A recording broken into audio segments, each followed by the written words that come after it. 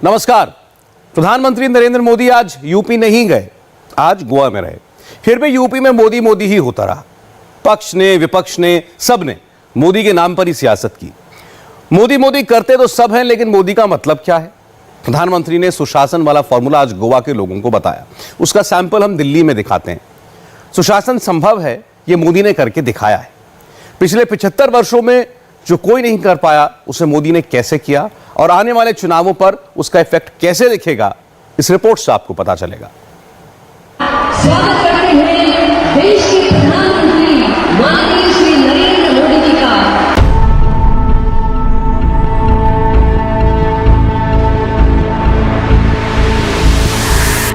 सुशासन क्या होता है? प्रधानमंत्री मोदी का आइडिया भाषणों में आपने कई बार सुना होगा। सुशासन कैसे लाया जाता है, वो यहां आकर देखता है। लुटियंस दिल्ली के सरकारी दफ्तरों में 2 निर्माण भवन के बराबर कबाड़ जमा था। नरेंद्र मोदी ने सबको साफ करा दिया। सालों साल से पड़ी फाइलें, जिनकी ना कोई जरूरत थी, ना जिनको कोई खोल कर देखता था, मोदी ने सारी फाइलें खुलवाई। जरूरी दस्तावेजों का डिजिटलाइजेशन करवाया और रद्दी कागजातों को कबाड़ बनाकर नीलामी करा दी।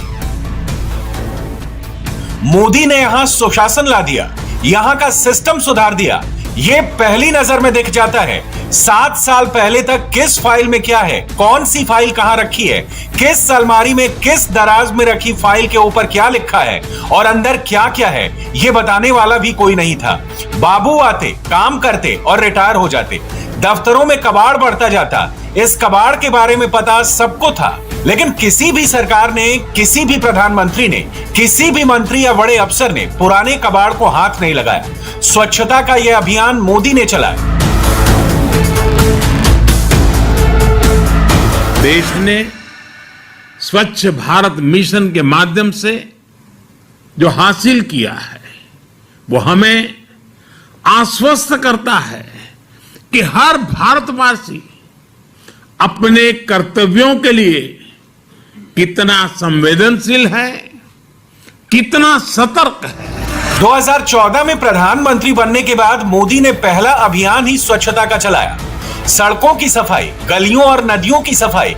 हेडलाइन में छपने वाली तस्वीरें तो आपने बहुत देखी होंगी, मगर हेडलाइन से दूर सरकारी दफ्तरों का कायाकल्प कैसे हुआ, यह हम आपको दिखा रहे हैं।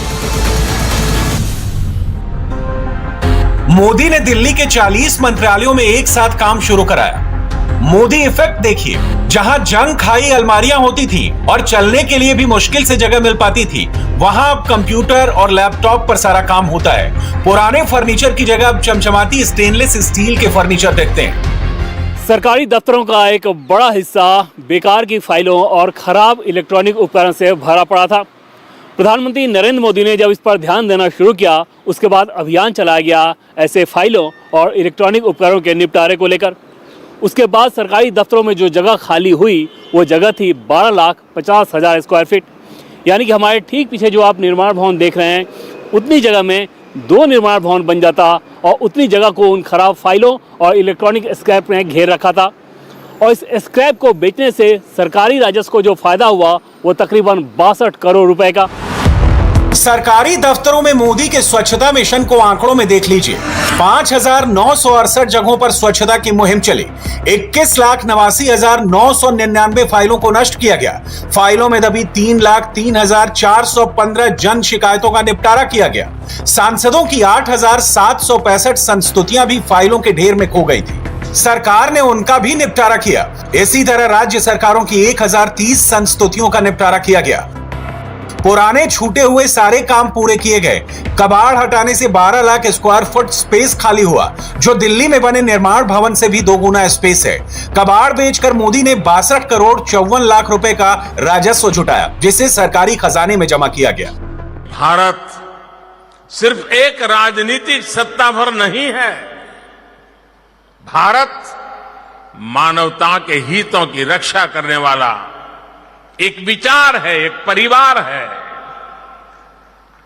भारत एक ऐसा भाव है जहां राष्ट्र स्व से ऊपर होता है, सर्वोपरि होता है।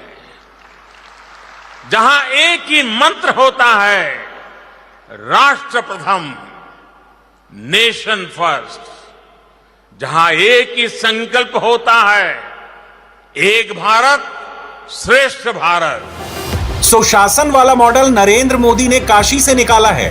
सुशासन का मंत्र देकर ही प्रधानमंत्री ने बीजेपी के मुख्यमंत्रियों को काशी से अयोध्या भेजा था। सुशासन का ही मंत्र लेकर मोदी दिल्ली से गोवा पहुंचे। सुशासन की उसी कड़ी को आगे बढ़ाने के लिए दिल्ली में बड़ा प्रोग्राम बनाया गया है। 20 से 25 दिसंबर तक मोदी सरकार सुशासन सप्ताह मनाएगी। पोर्टल के जरिए 10 लाख शिकायतों का निपटारा किया जाएगा। सुशासन सप्ताह का मंत्र होगा, प्रशासन गांव की ओर। एक ही ग्रीवांस पोर्टल से देश के सभी जिलों की शिकायतें सुनी जाएंगी।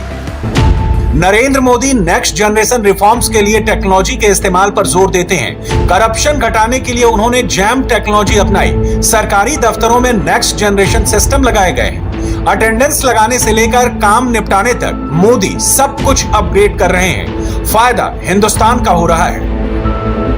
प्रधानमंत्री मोदी ने लाल किले की प्राचीर से ऐलान किया था कि आजादी के अमृत महोत्सव काल में ही नेक्स्ट जनरेशन रिफॉर्म्स होगा।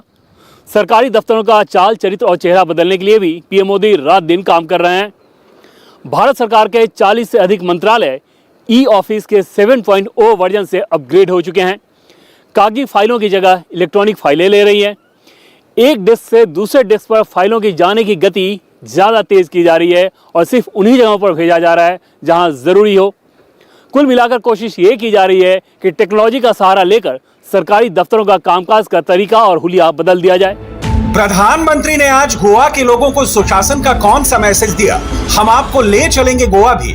लेकिन उससे पहले यूपी के चुनावी अखाड़े में मोदी की पार्टी का नया अभियान देख लेते हैं। सुशासन लाने के लिए सरकार जरूरी है। सत्ता से बाहर रहकर सुधार के सपनों को पूरा नहीं किया जा सकता।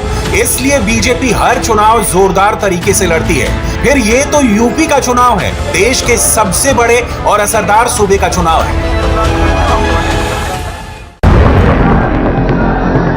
ब्रज में मथुरा से योगी आदित्यनाथ, अवध के अंबेडकर नगर से जेपी नड्डा, बुंदेलखंड के झांसी से राजनाथ सिंह, वेस्टर्न यूपी के बिजनौर से नितिन गडकरी, काशी क्षेत्र के गाजीपुर से स्मृति ईरानी और गोरखपुर क्षेत्र के बलिया से शिवराज सिंह चौहान। बीजेपी ने यूपी के 6 प्रमुख शहरों से जन विश्वास यात्रा शुरू की है। पार्टी को लगता है कि विश्वास बनेगा तभी प्रयास होगा और प्रयास से ही विकास होगा। भारत माता की जय श्री राम, जय जय श्री राम, राधे राधे। श्री कृष्ण की धरती पर जय श्री राम और राधे राधे का जय घोष करके योगी सीधे मुद्दे पर आ गए। मथुरा में योगी ने गीता की एक लाइन भी सुनाई, फिर कंस वध का जिक्र छेड़कर लॉ एंड ऑर्डर पर अपनी पॉलिसी बता दी। परित्राणाय साधूनां विनाशाय च दुष्कृताम। यही तो धरती है, यही प्रेरणा की धरती है। ये प्रेरणा देती है सात्विक पुरुषों को, साधु पुरुषों को, सज्जन पुरुषों को, गरीबों को, किसानों को, नौजवानों को, बहनों को सम्मान देने का। लेकिन आतंकवादियों को, आतताइयों को, अपराधियों को, माफियाओं को और उनके संरक्षणदाताओं को उसी ही कठोरता के साथ उसका मुकाबला करने की तैयारी करने की भी प्रेरणा देता है। और मुझे लगता है हमारी पार्टी ने इसीलिए बड़े सोच समझ करके आज मुझे वृंदावन भेज दिया कि जन विश्वास यात्रा का शुभारंभ मैं मथुरा वृंदावन की धरती से ही करूं। योगी ने मथुरा में गीता की एक लाइन सुनाई। बलिया में जन विश्वास यात्रा के रथ पर सवार हुए शिवराज सिंह चौहान ने गीता का पूरा श्लोक सुना दिया। यदा यदा हि धर्मस्य ग्लानिर्भवति भारत अभ्युत्थानं धर्मस्य तदात्मानं सृजाम्यहं परित्राणाय साधूनां विनाशाय च दुष्कृतां धर्म संस्थापनार्थाय संभवामि युगे युगे। उन्होंने कहा था जब जब धर्म की हानि होगी, अधर्म बढ़ेगा, पाप बढ़ेगा, अनाचार बढ़ेगा, अत्याचार बढ़ेगा, तब तब मैं इस धरती पर आऊंगा। कभी राम के रूप में आए, रावण को मारा, कभी कृष्ण के रूप में आए, कंस को मारा, बुद्ध अवतार हुआ, लेकिन आज मैं गर्व के साथ कहता हूं, पाप और अधर्म के बोझ से भारत भूमि को मुक्त करने के लिए आज नरेंद्र मोदी भारत के प्रधानमंत्री हैं। मैं अतिशयोक्ति नहीं करता, यह अतिशयोक्ति नहीं है। नरेंद्र मोदी साधारण इंसान नहीं है, एक आदमी जिससे पूरे भारत की दशा और दिशा बदल दी। हम नहीं कहते, आज जमाना कहता है, अरे वो अंग्रेज जो कभी हम पर राज करते थे, वहां का प्रधानमंत्री कहता है, एक सूरज, एक धरती, एक ग्रिड और एक नरेंद्र मोदी। ये सम्मान केवल नरेंद्र मोदी जी का सम्मान नहीं है, ये सम्मान भारत के 130 करोड़ भारतवासियों का सम्मान है। मोदी का मतलब क्या है, ये एमपी के चीफ मिनिस्टर से सुनिए। मोदी प्लस योगी मतलब अयोध्या में भगवान श्री राम की जन्मभूमि पर भव्य मंदिर का निर्माण। जरा बताना मुझे ईमानदारी से भैया वालों, अगर मोदी और योगी नहीं होते तो क्या अयोध्या में भगवान राम का मंदिर बन जाता है? अरे जोर से बताओ, बन जाता क्या? कश्मीर से धारा 370 हट जाती क्या? 3 तलाक खत्म हो पाता क्या? और बाबा विश्वनाथ का भव्य कॉरिडोर बनता क्या? और मोदी का मतलब भी बता देता हूं, मोदी और योगी का मतलब, मोदी मतलब MODI, M का मतलब मजबूत नेतृत्व है कि नहीं? मजबूत नेतृत्व, अरे जोर से बताओ, है कि नहीं? ओ का मतलब है ओजपूर्ण व्यक्तित्व, है कोई मोदी के मुकाबले? और डी का मतलब है दृढ़ निश्चयी, जो तय कर लेते, ठान लेते, वो करके दिखाते हैं, ये हम नहीं पूरी दुनिया कहती है। और आई का मतलब है ईश्वर का वरदान नरेंद्र मोदी, जो भारत का उद्धार करने आया है। यूपी में बीजेपी ने अपने टॉप गन्स को उतारा है। जाति और धर्म का समीकरण बिठा लिया गया है। सवर्ण, ब्राह्मण, ठाकुर, ओबीसी, दलित और महिला, हर इक्वेशन को ध्यान में रखकर स्टार प्रचारक नेता चुने गए हैं। बुंदेलखंड का झांसी मोदी के डिफेंस कॉरिडोर का सेक्टर है, इसलिए झांसी में रक्षा मंत्री राजनाथ सिंह को भेजा गया है। ये बताइए, मनुष्य के जीवन में सबसे बड़ी चीज क्या होती? धन दौलत होता है, आन बान शान होता है। बोलो बुंदेलखंड वासियों, एक आवाज आनी चाहिए, अब धन दौलत की आन बान शान, आन बान शान। न बुआ चाहिए न बबुआ चाहिए, हमें केवल बाबा चाहिए। बहनों भाइयों, यूपी में जैसे जैसे चुनाव के दिन नजदीक आ रहे हैं, घमासान तेज होता जा रहा है। बीजेपी 6 दिशाओं से विरोधियों को घेर रही है, तो विरोधियों ने भी नया दांव खेला है। अखिलेश यादव और प्रियंका गांधी वाड्रा ने आज एक लाइन पकड़ ली। सपा और कांग्रेस दोनों ही पार्टियों के नेताओं ने फोन टैपिंग के आरोप लगा दिए। कल अखिलेश यादव के करीबियों पर इनकम टैक्स की रेड हुई थी, आज अखिलेश का फोन टैपिंग वाला आरोप आ गया। हमारे सभी फोनों को सुना जा रहा है। हमारे जितने भी फोन है समाजवादी पार्टी के कार्यालय के या हमारे संबंधित जितने लोग भी हैं, उनके मोबाइल को सुना जा रहा है। सबको लिसनिंग पे लगाया हुआ है और मुख्यमंत्री खुद शाम को कुछ की रिकॉर्डिंग सुनते हैं। तो सोचिए, ये अनुपयोगी सरकार है। इसलिए आप लोग भी सावधान रहें। अगर हमसे संपर्क करते हो, फोन करते हो, तो ये मान के चलना कि आपकी रिकॉर्डिंग है। अखिलेश के आरोपों का जवाब योगी ने दिया, मगर योगी को सुनने से पहले प्रियंका गांधी वाड्रा के आरोपों को भी सुन लीजिए। अखिलेश यादव ने कहा कि समाजवादी पार्टी और विपक्ष के जो नेता हैं, उनके फोन टैप किए जा रहे हैं। बड़ा गंभीर आरोप लगाया है सरकार के ऊपर। इतनी बार टैप किए गए कि पूछे ही मत। पेगासस में भी था मेरे फोन में, जो पिछली बार जो वो हुआ था, तो उसमें मेरा आया था। तो सवाल ले लेता हूं, अमेठी और देखिए किसका, देखिए देश चलाना है, विकास करना है, सड़कें बनानी है, शिक्षा के संस्थान बनाने हैं, अस्पताल बनाने हैं, या अपने कमरे में बैठ के विपक्ष के दल के नेताओं के फोन सुनने हैं? बताइए, तो क्या ये काम होता है सरकार का? अखिलेश के बाद प्रियंका गांधी वाड्रा ने बहती गंगा में हाथ धो लिया। सपा अध्यक्ष के आरोप सुनने के बाद प्रियंका गांधी ने पैक्सस वाला पुराना टेप बजाया। सुप्रीम कोर्ट पैक्सस पर सुनवाई कर चुका है। कोर्ट ने जो सलाह दी थी उस पर प्रियंका सहित किसी भी नेता ने अमल नहीं किया था। इसलिए प्रियंका के पैक्सस वाले आरोपों को छोड़ते हैं और अखिलेश के आरोपों पर योगी का जवाब देखते हैं। कल मैं देख रहा था इनकम टैक्स के छापे पड़ रहे थे, लेकिन समाजवादी पार्टी को पीड़ा हो रही थी। तो एक व्यक्ति से मैंने पूछा, मैंने कहा ये सब क्यों हो रहा है?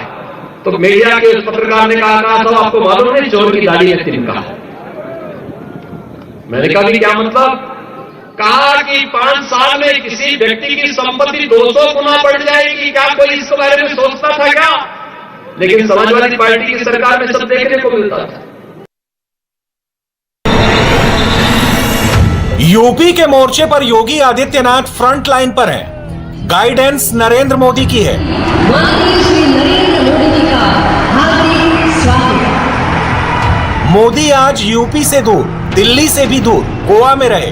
गोवा मुक्ति के 60 साल पूरे होने पर मोदी ने वहां भारतीय सेना द्वारा चलाए गए ऑपरेशन विजय के स्वतंत्रता सेनानियों और पूर्व सैनिकों को सम्मानित किया।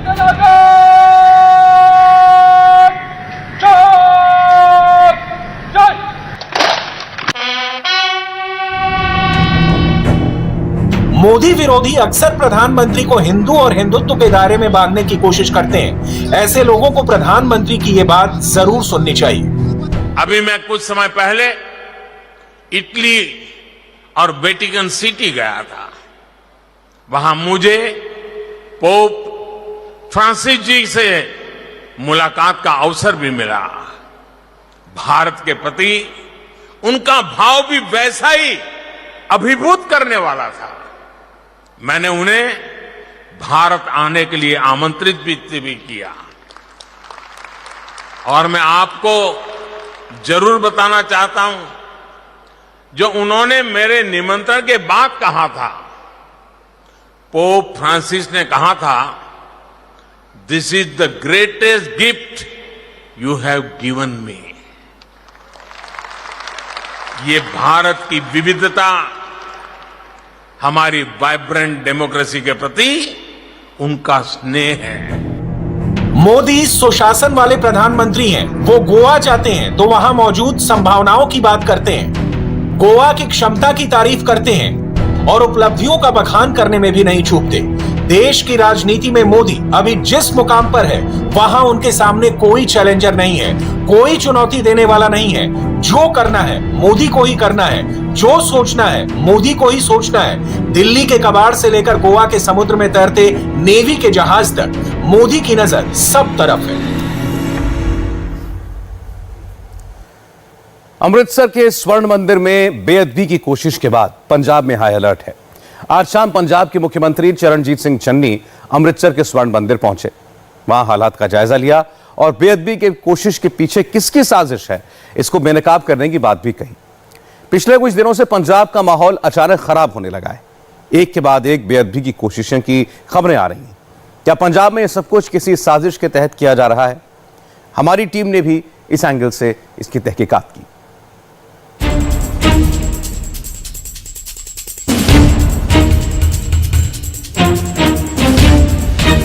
2 सेकंड के अंदर 5 फीट ऊंची ग्रिल को पार किया।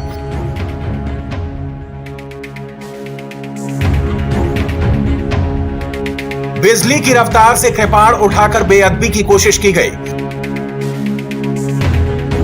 शनिवार को जो कुछ स्वर्ण मंदिर में हुआ है वो नहीं होना चाहिए था, लेकिन जो कुछ हुआ वो हुआ क्यों? ये सवाल हर किसी को परेशान कर रहा है। क्या बेअदबी की कोशिश किसी साजिश के तहत की गई? अगर हाँ, तो इस साजिश के पीछे कौन है? क्या बेअदबी की कोशिश करने वाले की दिमागी हालत ठीक नहीं थी? क्या चुनाव से पहले माहौल खराब करने की कोशिश की जा रही है? पुलिस हर एंगल से तहकीकात कर रही है। सीसीटीवी खंगाले जा रहे हैं, हाई लेवल पर पड़ताल की जा रही है। शक्ल से seems to be non Punjabi, but अभी तुरंत क्लियर नहीं है। जब तक आइडेंटिफिकेशन नहीं हो सकती किसी तरह की बात नहीं की जाए। पोस्टमार्टम हमारी कोशिश है आज हो जाए, उसमें हम विसरा भी भेजेंगे, उसकी डिटेल्स हमें पता चलेंगी, कहीं कोई नशा किया या कुछ और ऐसी बात हो तो वो सारे जैसे ही कुछ फैक्ट्स इमर्ज होंगे, आई थिंक इसमें 1-2 दिन लगेंगे हमें, तो तुरंत हम आपको बताएंगे। सबसे पहला काम है इसकी आइडेंटिफिकेशन। उसके लिए हमने फोटोग्राफ्स सारी एजेंसीज को सारी तरफ हमने सर्कुलेट की, आपके पास भी आई होगी। अभी तक कुछ क्लेम नहीं किया है। जैसे ही आइडेंटिफिकेशन होगी, फर्दर इन्वेस्टिगेशन जैसे प्रोग्रेस होगा, हम आपको तुरंत बताएंगे। पुलिस जांच कर रही है, लेकिन अब तक की जांच में इतना साफ है कि ये व्यक्ति कुछ खास इरादे के मकसद से ही स्वर्ण मंदिर आया था। करीब 24 साल का शख्स सुबह 11 बजे स्वर्ण मंदिर में घुसा। शाम 6 बजे इसने बेअदबी की कोशिश की। 7 घंटे तक मंदिर में ये शख्स वहीं मौजूद रहा। अमृतसर के श्री दरबार साहिब में बेअदबी की कोशिश करने आए युवक की अभी तक पहचान नहीं हो पाई है। इस शख्स के पास से ना तो मोबाइल और ना ही कोई पहचान पत्र मिला है। यह शख्स दरबार साहिब में क्यों आया, कैसे आया और 7 घंटे तक वहां पर क्या करता रहा, इस सब मामले की जांच अब पुलिस करने में जुटी है। Police bus stand, railway station और मंदिर के आसपास 500 मीटर में लगे हर एक सीसीटीवी को चेक कर रही है, ताकि बेअदबी की कोशिश करने वाले शख्स के रूट की पहचान हो सके। पुलिस ने आईपीसी 295A, आईपीसी 307 के तहत मुकदमा दर्ज किया है। बेअदबी की कोशिश करते वक्त ही सेवादारों ने इस व्यक्ति को पकड़ लिया। इसके बाद गुस्साई भीड़ ने पिटाई शुरू कर दी और उसकी मौत हो गई। जैसे ही बेअदबी की कोशिश की खबर फैली, गुस्साए लोगों की भीड़ इकट्ठा होने लगी। माहौल को कंट्रोल करने के लिए सुरक्षा कर्मी आनन फानन में पहुंचे। बड़ी मुश्किल से हालात को काबू में किया गया। अगले दिन भी अमृतसर में चप्पे चप्पे पर पुलिस तैनात रही। सिखों के सबसे बड़े धार्मिक स्थल श्री दरबार साहिब में कल शाम 6 बजे एक घटना घटी कि जब वहां पर पाठ चल रहा था तो गुरु ग्रंथ साहिब के चारों तरफ यहाँ पर जंगले लगे हुए हैं, वहां से एक युवक जो है वो फांद कर दूसरी तरफ जाता है और बेअदबी करने की कोशिश करता है। और इस वक्त हम मौजूद हैं श्री दरबार साहिब के बाहर और यहाँ की हम अगर सिक्योरिटी दिखाएं यहाँ पर, तो ये पहले आप तस्वीर में दिखाता हूँ आपको। ये बाहर की तस्वीर है गोल्डन टेम्पल की और यहाँ पर आप ये तस्वीर जो देख रहे हैं और ठीक मैं अब दिखाऊं ये कॉरिडोर में, तो यहाँ पर इस वक्त क्योंकि कल की घटना के बाद यहाँ पर अब पुलिसिया चाक चौबंद भी यहाँ पर अच्छा खासा दिखाई दे रहा है। भारी तादाद में पुलिस के जो पंजाब पुलिस के जवान हैं वो यहाँ पर तैनात किए गए हैं क्योंकि काफी सेंसिटिव मामला है। और जिस तरह से कल ये बेअदबी की कोशिश की गई वो भी ये गोल्डन टेम्पल परिसर में, तो वो सबको हैरान करने वाली थी। और ये अभी भी अगर लेकिन यहाँ पर हम तस्वीरें दिखाएं, यहाँ पर तो श्रद्धालु जो है वो भारी संख्या में यहाँ पर माथा टेकने के लिए पहुंच रहे हैं। कल जो घटना हुई यहाँ पे, आपकी बातचीत हुई होगी, आप यहीं पे रहते हैं, तो क्या पता लगा उस घटना के बारे में? कौन था वो? देखो जी, वो तो बाहर के बता रहे हैं कोई, लेकिन वो घटना तो कुछ ही लम्हा में बस हो गया। जो सिंह साहबान जान जड़े लागे सहयोगी आ ना पकड़ते तो शायद वो कोई बड़ी घटना घटा देता, क्योंकि श्री साहब यहाँ पर सभी सेवादार हैं जो गुरुद्वारे में सेवा करते हैं, दिन रात यहीं रहते हैं और ये कल भी इस वक्त गुरुद्वारे में ही मौजूद थे जब यह घटना घटी। और इन्होंने बताया कि वो कुछ भी बोलने को तैयार नहीं था। सिख गुरुद्वारा प्रबंधक कमेटी ने भी इस मामले को गंभीरता से लिया है। शाम ਨੂੰ ਜਿਉਂ ਸੋਦਾ ਰਹਿ ਰਸਤਾ ਪਾਠ ਸੱਚਖੰਡ ਸ੍ਰੀ ਦਰਬਾਰ ਸਾਹਿਬ ਅੰਦਰ ਸ਼ੁਰੂ ਹੋਇਆ। ਗਿਆਨੀ ਬਲਜੀਤ ਸਿੰਘ ਜੀ ਸਿੰਘ ਸਾਹਿਬ ਪਾਠ ਕਰ ਰਹੇ ਸੀ। 20-25 ਸਾਲ 24 ਸਾਲ ਦਾ ਹੋਊਗਾ। ਇਹ ਸਿਰ ਤੇ ਪਟਕਾ ਬੰਨਿਆ ਪੀਲਾ ਕੇਸਰੀ, ਬਿਜਲੀ ਦੀ ਤਰ੍ਹਾਂ ਜੰਗਲਾ ਟੱਪਿਆ ਔਰ ਜੰਗਲਾ ਟੱਪਦੇ ਨੇ ਸ੍ਰੀ ਸਾਹਿਬ ਜਿਹੜੀ ਸੀ ਉਹ ਚੱਕ ਲਈ ਉੱਥੋਂ। पर मैं कह सकदा ये सतगुरु जी की प्रेरणा आ। एक साडा उत्थे सिंह बैठा सी जिहड़ा जंगले दे नाल, साधा सिंह, ओने जिद्दां बिल्ली चूहे नूं फड़दी इवें दमे एकदम ही इहदे पिछे होया, ओने इहनूं हत्थ पा लिया। जानू दूए पासियों चौर बरदार जिहड़ा सीगा वो भी आ गए, दूए सेवादार आ गए। इन्हें फिर इहनूं तुरंत ही बोच लिया, बोच के जंगले तो बाहर सिटिया। उन्हें फिर चक के इहनूं बाहर सिटिया, जख्मी जुख्मी हालत इहदी हो गई। तो मैं लाउना भी ये बड़ी वड्डी अज एक बेअदबी की मनसा ना आया। जैसे ही बेअदबी की कोशिश करने की घटना हुई, मौके पर पंजाब पुलिस के डीसीपी पीएम भंडाल पहुंचे।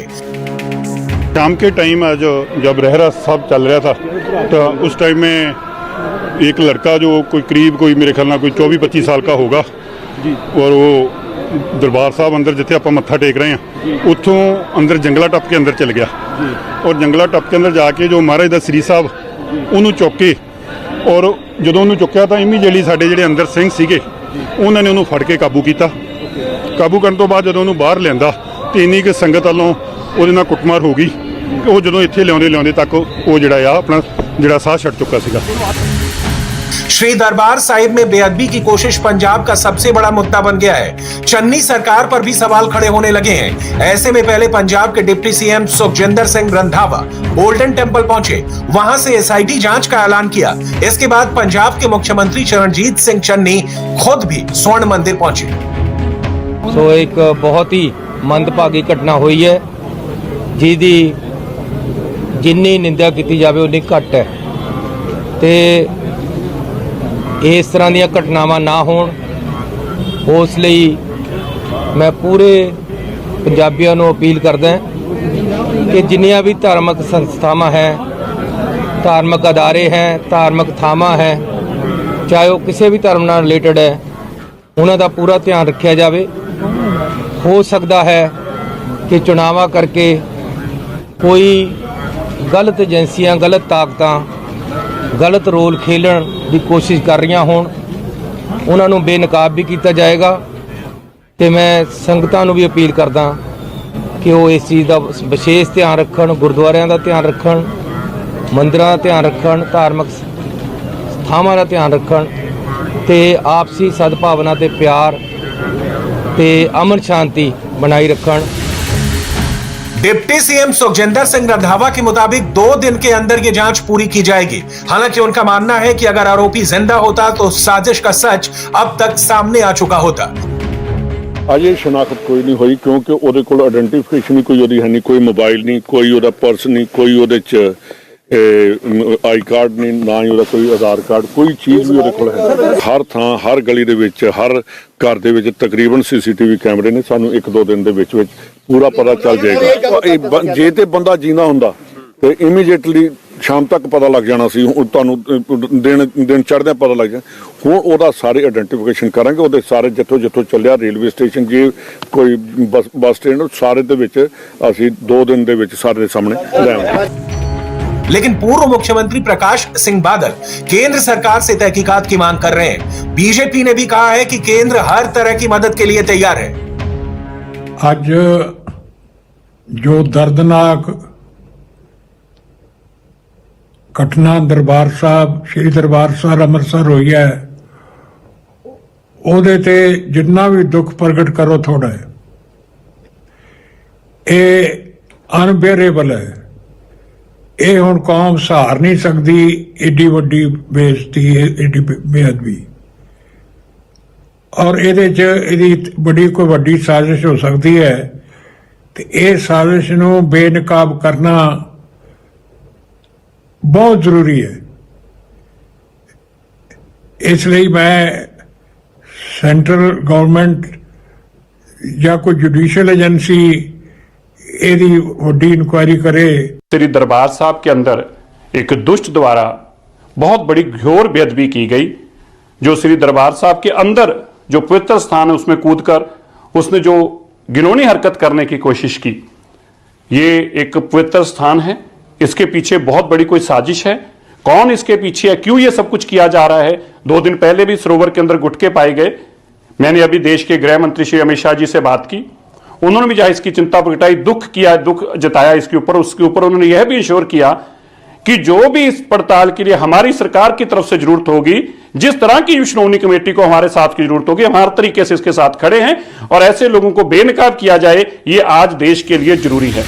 पंजाब में बेअदबी की कोशिश का मामला चुनावी मुद्दा भी बनता जा रहा है। आरोप प्रत्यारोप का दौर भी शुरू हो गया है। चुनावी प्रचार के लिए पंजाब में मौजूद अरविंद केजरीवाल ने भी कांग्रेस सरकार पर लापरवाही का आरोप लगाया। जांच करके दोषियों को सजा नहीं दी गई। अगर जांच करके सजा दी गई होती तो शायद दोबारा कोई हिम्मत इस तरह की नहीं करता।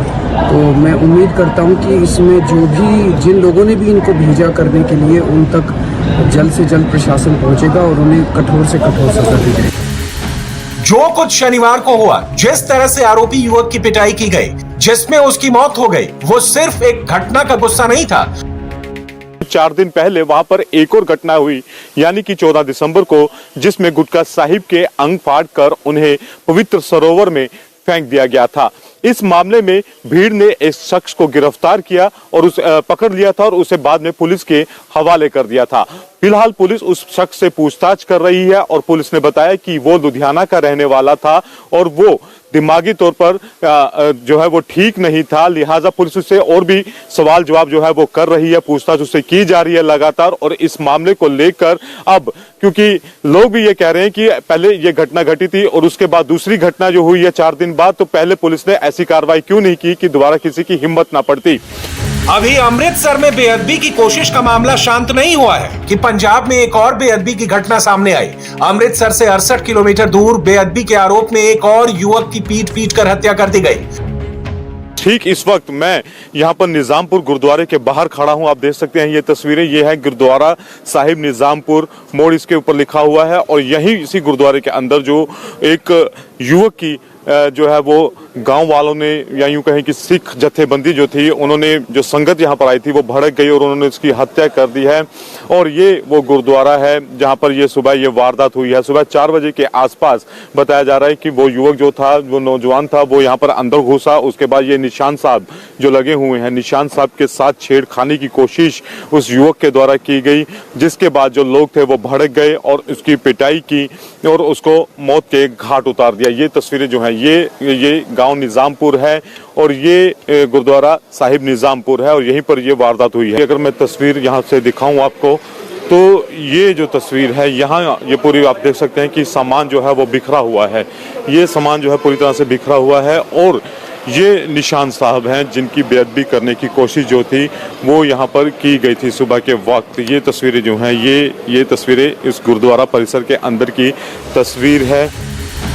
बेअदबी के आरोपी की हत्या करने से पहले सोशल मीडिया में लाइव किया गया और लोगों को बुलाया गया। हालांकि पुलिस का मानना है कि कपूरथला में बेअदबी नहीं बल्कि सीधे चोरी का मामला है। जिन्होंने हत्या की है उन पर मर्डर का केस चलेगा। तक ਦੀ ਤਫਤੀਸ਼ ਦੇ ਵਿੱਚ ਉਹ ਸਿਰਫ ਇੰਨਾ ਕਹਿੰਦਾ ਹੈ ਜਿਹੜਾ ਗੁਰਦੁਆਰੇ ਦਾ ਬੰਦਾ ਵੀ ਆ ਵੀ ਜਿਹੜਾ ਨਿਸ਼ਾਨ ਸਾਹਿਬ ਥੱਲੇ ਲੱਗਾ ਸੀ ਗੁਰੂ ਗ੍ਰੰਥ ਸਾਹਿਬ ਉੱਪਰਲੇ ਕਮਰੇ 'ਚ ਸੀ ਉਹਦੇ ਨਾਲ ਇਹ ਛੇੜਛਾੜ ਇਹਨੇ ਕੀਤੀ ਸੀ। ਪਰ ਅਦਰਵਾਈਜ਼ ਅਸੀਂ ਆਪ ਵੀ ਦੇਖ ਕੇ ਆਏ ਹਾਂ ਉੱਪਰਲੇ ਪਾਸੇ ਤੇ ਉੱਪਰਲੇ ਕਮਰੇ 'ਚ ਜਿੱਥੇ ਮਹਾਰਾਜ ਸੀਗੇ ਉੱਥੇ ਮਹਾਰਾਜ ਦਾ ਸਰੂਪ ਨਾਲ ਕੋਈ ਛੇੜਖਾਨੀ ਨਹੀਂ ਹੋਈ, ਕੋਈ ਬੇਅਦਬੀ ਨਹੀਂ ਹੋਈ ਕਿਸੇ ਬੁੱਕ ਦੇ ਨਾਲ। ਹਾਂ ਇਹਨੇ ਤੇਲ ਜਿਹੜਾ ਸੀ ਉਹਨਾਂ ਦਾ ਡੋਲਿਆ ਹੋਇਆ ਸੀ, ਉਹਨਾਂ ਦੀਆਂ ਜੈਕਟਾਂ ਪਾਈਆਂ ਹੋਈਆਂ ਸੀ। ਇਹਨੇ ਜਿੱਦਾਂ ਇਹਨਾਂ ਨੇ ਫੜਿਆ ਉੱਥੋਂ ਚੋਰੀ ਵਾਲਾ ਹੀ ਸੀਨ ਲੱਗ ਰਿਹਾ ਸੀ। पंजाब में अचानक एक के बाद एक बेअदबी की घटनाओं का सामने आना, बार बार माहौल खराब करने की कोशिश करना चुनावी माहौल में साजिश भी हो सकती है। गृह मंत्री अमित शाह आज पुणे में थे। अमित शाह ने हिंदुत्व का नाम लिया, शिवाजी महाराज की प्रतिमा का शिलान्यास किया, शिवाजी के हिंदवी स्वराज्य की बात की, लेकिन निशाने पर शिवसेना रही। अमित शाह ने उद्धव पर सत्ता के लिए हिंदुत्व के साथ समझौता करने का आरोप लगाया। शाह ने कहा 2 पीढ़ियों से शिवसेना जिनसे लड़ती रही सत्ता के लिए उन्हीं की गोद में जाकर बैठ गई। कि उस वक्त तय हुआ था कि देवेंद्र फडणवीस के नेतृत्व में चुनाव लड़ा जाएगा और मुख्यमंत्री भारतीय जनता मुकर गए। सत्ता के लिए हिंदुत्व के साथ समझौता कर ली। 2 पीढ़ी से जिनके सामने लड़ते थे उनकी गोदी में बैठ गए और कहते थे हमने तो कहा ही नहीं। वो कह रहे हैं कि मैं झूठ बोल रहा हूं। चलो भैया 1 सेकंड के लिए मान रहे हैं, मगर आपकी सभा के पीछे जो बैनर लगते थे ना उसमें आपके फोटो की और मोदी जी के फोटो की साइज जरा देखना। आपकी 1/4 थी। हर भाषण में आपको मोदी जी का नाम लेना पड़ता था। आपकी उपस्थिति में मैंने और मोदी जी ने दोनों ने कहा था कि देवेंद्र फडणवीस के नेतृत्व में चुनाव लड़े हैं और एनडीए जीतने के बाद देवेंद्र फडणवीस मुख्यमंत्री बने। मगर चूंकि आपको मुख्यमंत्री बनना था, आपने हमारे साथ विश्वासघात किया, सत्ता पर बैठे। इंडिया टीवी हर वक्त हर जगह डाउनलोड करने के लिए सर्च करें India TV news Google play store या ऐप स्टोर पर।